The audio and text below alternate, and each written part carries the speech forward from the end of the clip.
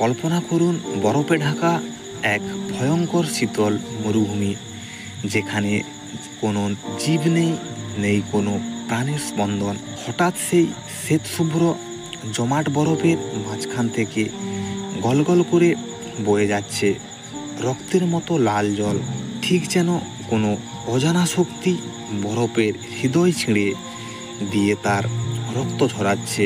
এই জায়গাটির নাম ব্লাড ফলস, রহস্যময় আন্টার্কটিকায় অবস্থিত এক বিস্ময়কর জলপ্রপাত।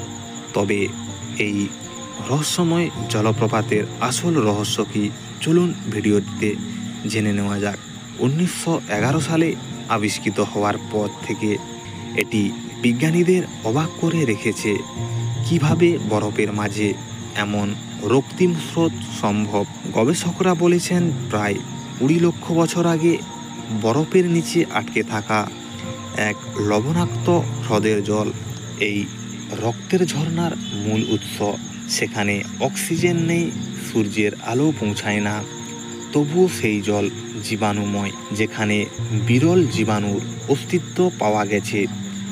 লবণাক্ত জলে থাকা আয়রন যখন বাতাসের সংস্পর্শে আসে, তখন মরিচার মতো রাসায়নিক প্রতিক্রিয়ার জল রক্তের মতো লাল হয়ে যায়। কিন্তু রহস্য এখানেই শেষ নয়।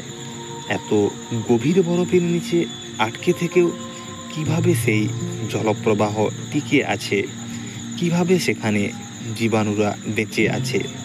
তবে এই জলপ্রপাত কি আমাদের সৌরজগতের কোনো বরফে ঢাকা গ্রহে জীবের অস্তিত্বের ইঙ্গিত দেয়? বিজ্ঞানীরা আজও এর উত্তর খুঁজে পাননি।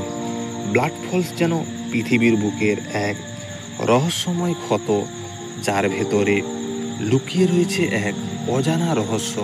ভিডিওটি ভালো লেগে থাকলে চ্যানেলটিকে একটি লাইক, শেয়ার এবং সাবস্ক্রাইব করুন। ভিডিওটিকে দেখার জন্য ধন্যবাদ।